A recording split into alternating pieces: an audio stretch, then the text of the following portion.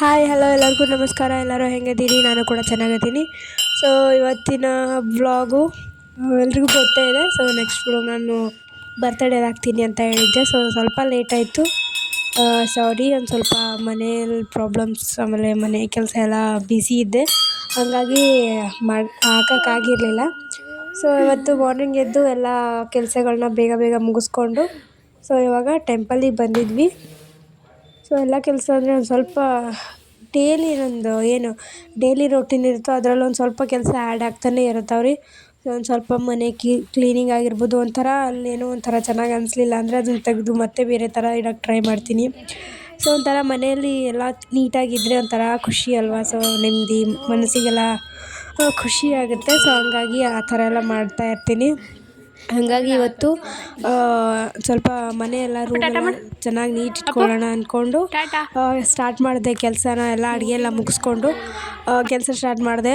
11 ಗಂಟೆ ಮುಗೀತು ಕೆಲಸ ಎಲ್ಲ. ಸೊ ಮುಗಿಸ್ಕೊಂಡು ನಾವು ಬಂದಿದ್ದು ಟೆಂಪಲ್ಗೆ. ಸೊ ನಮ್ಮ ಮನೆಯವರು ಇವತ್ತು ಬೇಗನೆ ಹೋದರು. ನಾಳೆ ಹೋಳಿ ಹುಣ್ಣಿ ಇರೋದ್ರಿಂದ ಸುಟ್ಟಿ ಇತ್ತು, ಹಂಗಾಗಿ ಇವತ್ತು ಬೇಗ ಹೋಗಿದ್ರು. ಹಂಗಾಗಿ ನಾವೇ ಬಂದ್ವಿ, ನಾನು ನನ್ನ ಮಗ ಆಮೇಲೆ ನಮ್ಮ ಮನೆ ಹತ್ರ ಇದ್ದ ಒಂದು ಹುಡುಗಿ, ಇಷ್ಟು ಜನ ಬಂದ್ವಿ. ಸೊ ಬಂದು ನನ್ನ ಮಗನ ಆಲ್ರೆಡಿ ನಮ್ಮ ಮಾವನವ್ರು ಈ ಕಡೆ ಕರ್ಕೊಂಬಂದಿದ್ರು ಟೆಂಪಲ್ಗೆ. ಸೊ ನಾನು ಎಲ್ಲ ಕೆಲಸ ಮುಗಿಸ್ಕೊಂಡು ಹಿಂಗೆ ಬರ್ತಾ ಇವನ್ನ ಕರ್ಕೊಂಡು ಟೆಂಪಲಿಗೆ ಮುಗಿಸ್ಕೊಂಡು ಆಮೇಲೆ ನನ್ನ ಫ್ರೆಂಡ್ ಮನೆಗೆ ಹೋದೆ. ಸೊ ಅಲ್ಲಿ ನೋಡಿ ಬೈಕ್ ಯಾವ ಥರ ಆಡ್ತವನೆ. ನನ್ನ ಹಸ್ಬೆಂಡ್ಗೆ ಹೇಳಿದೆ, ನಾನು ಈ ಥರದೊಂದು ಸಣ್ಣದಾಗಿ ಬೈಕ್ ತೊಗೊಳ್ಳೋಣ ನನಗೆ ಅಂತ ಹೇಳಿದ್ದೆ. ಬಟ್ ಅವ್ನು ಕಾಲು ಹತ್ತಲ್ಲ, ಬೇಡ ಇನ್ನೂ ಸಣ್ಣವನು, ಇನ್ನೊಂದು ಸ್ವಲ್ಪ ದೊಡ್ಡವಾಗಲಿ ಆಮೇಲೆ ತೊಗೊಳ್ಳೋಣ ಅಂತ ಹೇಳಿದರು. ಹಂಗಾಗಿ ಸುಮ್ಮನಾಗಿದ್ದೆ. ಬಟ್ ಇಲ್ಲಿ ನೋಡಿದೆ ಅವ್ನ ಗಾಡಿ ನಡೆಸೋದು, ಕೂತ್ಕೊಂಡು ಎಷ್ಟು ಕ್ಯೂಟಾಗಿ ಎಲ್ಲ ತಿರುಗಿಸ್ಕೊಂಡು ಓಡಾಡ್ತವನೆ. ಅದನ್ನು ನೋಡಿ ಬಿಡೋಕ್ಕೆ ಆಗಲಿಲ್ಲ. ನಾನು ನೆಕ್ಸ್ಟ್ ಡೇ ಮಾರ್ನಿಂಗ್ ಹೋಗಿ ತೊಗೊಂಡೇ ಬಂದಿದ್ದೀನಿ. ಕರ್ಕೊಂಡೋಗಿ ತೊಗೊಂಡೇ ಬಂದಿದ್ವಿ. ಸೊ ಲಾಸ್ಟಲ್ಲಿ ಅವ್ನ ಬೈಕಿಂದು ಫೋಟೋಸ್ ಹಾಕಿದ್ದೀನಿ ನೋಡಿ, ವೀಡಿಯೋ ಹಾಕಿಲ್ಲ ಇನ್ನೂ, ಯಾವ ವೀಡಿಯೋಸ್ ಮಾಡಿಲ್ಲ ನಾನು. ಸೊ ಒಂದೆರಡು ಇರಲಿ ಅಂತ ಫೋಟೋ ತೆಕ್ಕೊಂಡಿದ್ದೆ. ಸೊ ಅದನ್ನು ಲಾಸ್ಟಲ್ಲಿ ಹಾಕಿದ್ದೀನಿ. ಆಮೇಲೆ ಈ ಥರ ಆಡ್ತಿದ್ದ ಅಂತ ಅಂದ್ಬಿಟ್ಟು ಬಿಡೋಕ್ಕೆ ಆಗಲಿಲ್ಲ ನನಗೆ. ಮನೇಲೆಲ್ಲ ಆಟ ಆಡ್ಕೊತಾ ಇರ್ತಾನೆ ಅಂತ ಹೇಳ್ಬಿಟ್ಟು ತೊಗೊಂಡ್ವಿ. ಬಟ್ ನಾವು ತೊಗೊಂಡಿರೋದು ಒಂದು ಸ್ವಲ್ಪ ದೊಡ್ಡದು, ಈ ಥರ ಇಲ್ಲ, ಒಂದು ಸ್ವಲ್ಪ ಚೇಂಜ್ ಇದೆ.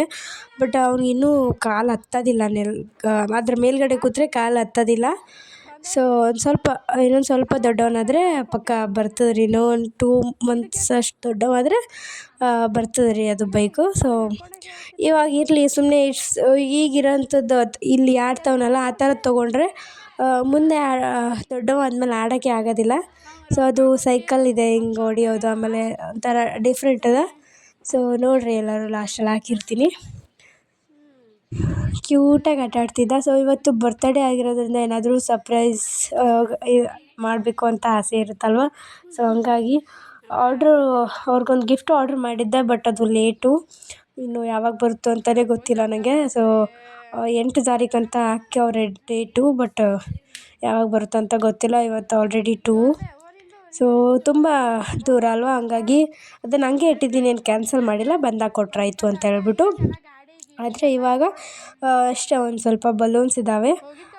ನನ್ನ ಮೈಂಡಲ್ಲಿರೋ ಥರ ಪ್ಲ್ಯಾನಿಂಗ್ ಪ್ರಕಾರ ಆಗೋದಿಲ್ಲ, ಅದು ನನಗೆ ಗೊತ್ತು, ಪಕ್ಕಾ ಗೊತ್ತು. ನಾನು ಯಾವ ರೀತಿ ಅಂದ್ಕೊಂಡಿದ್ದೀನಿ ಆ ರೀತಿ ಆಗೋಲ್ಲ, ಬಟ್ ಆದಷ್ಟು ಟ್ರೈ ಮಾಡ್ತೀನಿ.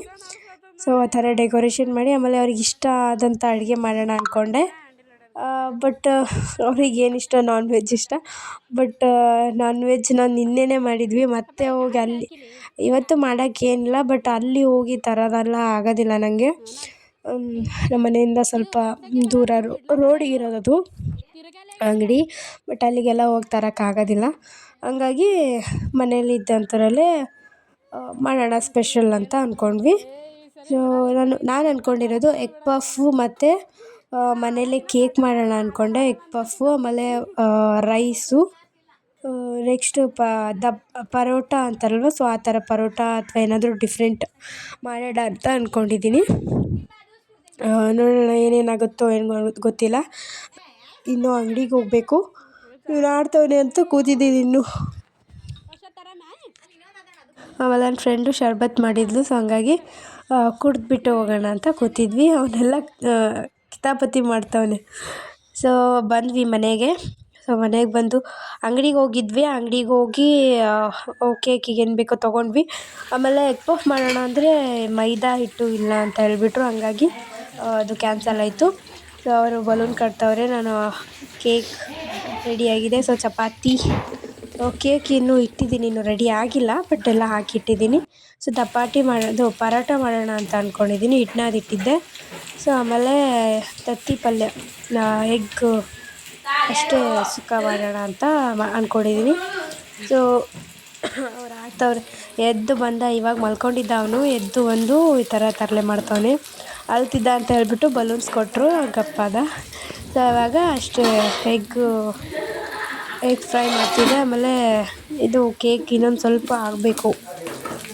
ಆಗಾಗ ತೆಗೆದು ನೋಡಬಾರ್ದು, ಬಟ್ ಆಯಿತೋ ಏನೋ ಅಂತ ಹೇಳ್ಬಿಟ್ಟು ನೋಡ್ತಿದ್ದೆ. ಸ್ಮೆಲ್ ಬರ್ತಿತ್ತಲ್ವ, ಸೊ ಹಂಗಾಗಿ ನೋಡ್ತಿದ್ದೆ. ಇವಾಗ ಎಗ್ ಪಲ್ಯ ಮಾಡ್ತಿದ್ದೀನಿ. ಸೊ ಆಮೇಲೆ ಪರೋಟ ಮಾಡಬೇಕು.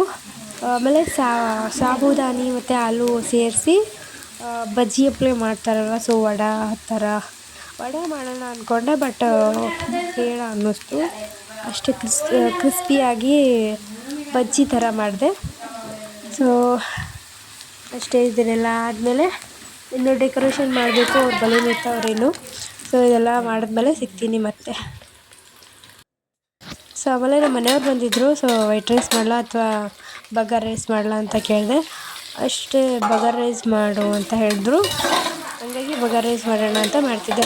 ಸೊ ಸಿಂಪಲ್ ಮಾಡ್ತಿದ್ದೀನಿ. ಇದರಲ್ಲೇನು ಸೋಯಾಬೀನ್ ಅದು ಆ ಥರ ಏನೂ ಹಾಕ್ತಿಲ್ಲ. ಸೊ ಕ್ರಿಸ್ಪಿ ಬಜ್ಜಿ ಥರ ಅಂತ ಹೇಳಿದ್ನಲ್ವ, ಸೊ ಅದ್ರ ಕೆಳಗಡೆನೇ ಪರೋಟ ಇದೆ. ಆಮೇಲೆ ಅದರಲ್ಲೇ ಹಾಕಿ ಮುಚ್ಚಿದ್ದೀನಿ, ಬಿಸಿ ಇರುತ್ತೆ ಅಂತ ಹೇಳ್ಬಿಟ್ಟು. ಸೊ ಎಗ್ ಪಲ್ಯ ಮುಗ್ದಿದೆ, ಮಾಡಿದ್ದೀನಿ. ಸೊ ಆಮೇಲೆ ಕೇಕು ರೆಡಿ ಇದೆ. ಅಲ್ಲಿ ಮೇಲ್ಗಡೆ ಮುಚ್ಚಿಟ್ಟಿದ್ದೀನಿ. ನಮ್ಮ ಮನೆಯವ್ರು ಬಂದರು. ಸೊ ನೋಡ್ತಾವ್ರೇನೋ ಅಂತ ಹೇಳ್ಬಿಟ್ಟು ಅಲ್ಲಿ ಮುಚ್ಚಿಟ್ಟೆ. ಇವಾಗ ಬಗಾರ್ ರೈಸ್ ಮಾಡ್ತಿದ್ದೀನಿ. ಸೊ ಹಂಗೆ ಟೀ ಕುಡಿಯೋಣ ಅಂತ ಟೀ ಮಾಡಿದೆ. ಇವಾಗ ಬೇಗ ಎಲ್ಲ ಮುಗಿಸ್ಕೊಂಡು ನಾನು ರೆಡಿಯಾಗಿ ಡೆಕೋರೇಷನ್ ಮಾಡಿ ನನ್ನ ಮಗನ ರೆಡಿ ಮಾಡಿ ಇಷ್ಟೆಲ್ಲ ಇನ್ನೂ ಬಾಕಿ ಇದೆ. ಏನಾದರೂ ಸ್ಪೆಷಲ್ ಅಂದ ತಕ್ಷಣ ಏನಾದರೂ ಮಾಡೋಣ ಅಂತ ಅನಿಸುತ್ತೆ. ಅಂದರೆ ಬರ್ತಡೇ ಅದು ಎಲ್ಲ ಆ ಟೈಮಲ್ಲೆಲ್ಲ ಕಾಮನ್ನು. ಸೊ ನನಗಂತೂ ತುಂಬ. ಸೊ ಇವಾಗ ಬಗಾರ್ ರೈಸ್ ಮಾಡ್ಲಾಗ್ತೀನಿ ನೋಡಿರಿ. ಅವ್ರಿಗೆ ಕೇಳ್ದೆ ನಾನು, ವೈಟ್ ರೈಸ್ ಬೇಕಾ ಬಗಾರ್ ರೈಸ್ ಬೇಕಾ ಅಂತ ಕೇಳಿದೆ. ಬಗಾರ್ ರೈಸ್ ಮಾಡು ಅಂತ ಹೇಳಿದ್ರು. ಸೊ ಅಷ್ಟೊಂದು ಏನು ಹಾಕಿ ಮಾಡ್ತಿಲ್ಲ, ಅಷ್ಟೇ ಸಿಂಪಲ್ಲಾಗಿ ಬಗಾರ್ ರೈಸ್ ಮಾಡಾಕತ್ತೀನಿ ರೀ. ಸೊ ಇವಾಗ ಎಲ್ಲ ಅಡುಗೆ ಆಯಿತು. ಇದೊಂದು ರೈಸ್ ಆದರೆ ಆಗೋಯ್ತು. ಆಮೇಲೆ ಡೆಕೋರೇಷನ್ ಮಾಡಿ ರೆಡಿ ಆಗೋದಷ್ಟೇ ಬಾಕಿ ಇರೋದು. ಸೊ ಇವಾಗ ಇದಿಷ್ಟು ಬೇಗ ಮಾಡಿಕೊಂಡು ರೆಡಿ ಆಗೋಣ. ಸೊ ಕೇಕ್ ನೋಡಿರಿ ಯಾವ ಥರ ಆಗ್ಯದ. ಸೊ ರವದ ಕೇಕು. ಸೊ ಆ್ಯಕ್ಚುಲಿ ಚೆನ್ನಾಗಿತ್ತು, ಬಟ್ ರವೆ ಇನ್ನೂ ಒಂದು ಸ್ವಲ್ಪ ಪೂರ ಸಣ್ಣ ಆಗಿತ್ತು. ಅದೊಂದು ಮಿಸ್ಟೇಕ್. ಸೊ ಸರಿ ಕೇಕ್ ಮಾಡಿದಾಗ ಸಖತ್ತಾಗಿತ್ತು, ಬಟ್ ಈ ಸಾರಿ ಒಂದು ಸ್ವಲ್ಪ ರವೆ ಆಗ್ಲತ್ತು. ಸೊ ಅದೊಂದೇ ಮಿಸ್ಟೇಕ್. ನೆಕ್ಸ್ಟ್ ಟೈಮ್ ಏನಾದರೂ ಮಾಡಿದ್ರೆ ಯಾರು ರವದ ಕೇಕ್ ಮಾಡೋಕ್ಕೆ ಹೋಗಬೇಡ್ರಿ. ಸೊ ಆಗೋರ ಕೈಲಿ ಚೆನ್ನಾಗಾಗುತ್ತೆ, ಬಟ್ ಯಾಕೋ ಅಷ್ಟೊಂದೇನು ಟೇಸ್ಟ್ ಅನ್ನಿಸ್ಲಿಲ್ಲ. ಮೇಲ್ಗಡೆ ನಾನು ಚಾಕ್ಲೇಟ್ಸ್ ಹಾಕಿದ್ದೆ ಮೇಲ್ಗಡೆ. ಆಮೇಲೆ ಒಂದಿಷ್ಟು ಜೇಮ್ಸ್ ಕೂಡ ಹಾಕಿದ್ದೆ, ಚೆನ್ನಾಗಿತ್ತು. ಸೊ ಫೈನಲಿ ಡೆಕೋರೇಷನ್ ಈ ಥರ ಮಾಡಿದ್ವಿ. ಸೊ ಮಾಡಿ ನಾನು ನನ್ನ ಮಗ ಕೂಡ ರೆಡಿ ಆದ್ವಿ. ಸೊ ಅಷ್ಟರಲ್ಲಿ ಅವ್ರು ಬಂದರು. ಈ ಥರ ಸರ್ಪ್ರೈಸ್ ಕೊಟ್ವಿ. ಸೊ ಅವರಿಗೆ ಇಷ್ಟ ಆಯಿತು, ಬಟ್ ಕೇಕ್ ಅದೊಂದರಲ್ಲಿ ಹೋಯಿತು. ಕೇಕ್ ಆಚೆಗಡೆಯಿಂದ ಏನೋ ತರಿಸಿದ್ರೆ ಚೆನ್ನಾಗಾಗ್ತಿತ್ತು, ಬಟ್ ಕೇಕಿನ ವಿಷಯದಲ್ಲಿ ಒಂದು ರಾಂಗ್ ಆಯಿತು. ಉಳ್ಕಿದೆಲ್ಲ ಈ ಥರ ಮಾಡಿದ್ದೀವಿ. ಸೊ ಲೈಟಿಂಗು ಆ ಕಡೆನೇ ಇರೋದ್ರಿಂದ ಫೋಟೋಸು ಆಮೇಲೆ ವೀಡಿಯೋಸ್ ಅಷ್ಟು ಕ್ಲಿಯರಾಗಿ ಚೆನ್ನಾಗಿ ಬಂದಿಲ್ಲ. ಸೊ ಅಷ್ಟೇ, ಅಡ್ಜಸ್ಟ್ ಮಾಡ್ಕೊರಿ.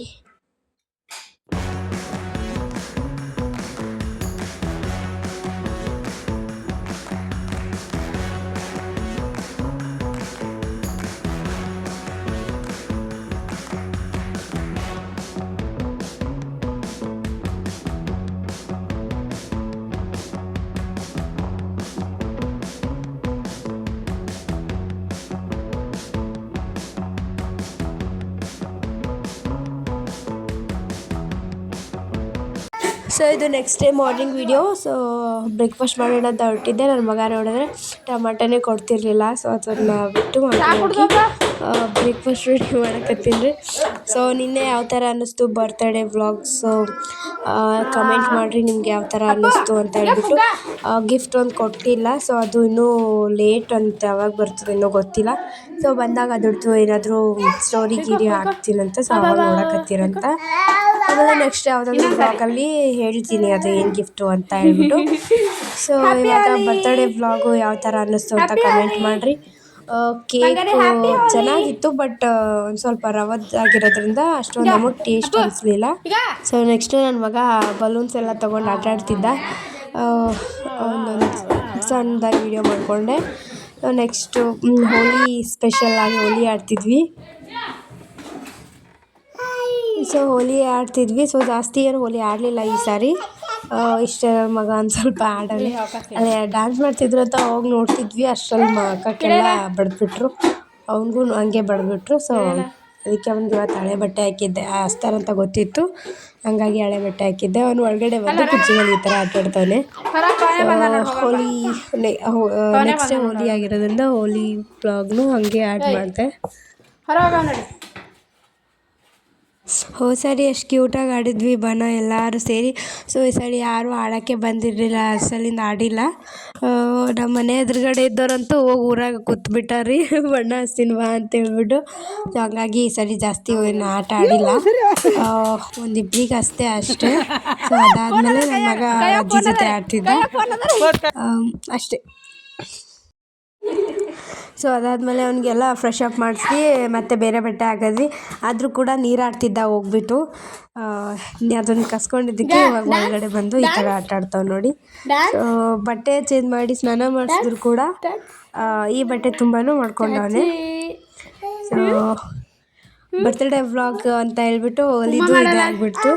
ಸೊ ಹೋಲಿ ಯಾವ ಥರ ಇತ್ತು ಅಂತ ಕಮೆಂಟ್ ಮಾಡಿರಿ. ನನ್ನ ಮಗನ ಹೋಲಿ ಯಾವ ಥರ ಇತ್ತು ಅಂತ ಹೇಳ್ಬಿಟ್ಟು. ಸೊ ಆಮೇಲೆ ಬರ್ತ್ಡೇ ಹೆಂಗಿತ್ತು ಅಂತಲೂ ಕಮೆಂಟ್ ಮಾಡಿರಿ. ಸೊ ನೆಕ್ಸ್ಟ್ ಯಾವ ವ್ಲಾಗ್ ಬೇಕು ಅಂತಲೂ ಕಮೆಂಟ್ ಮಾಡಿರಿ.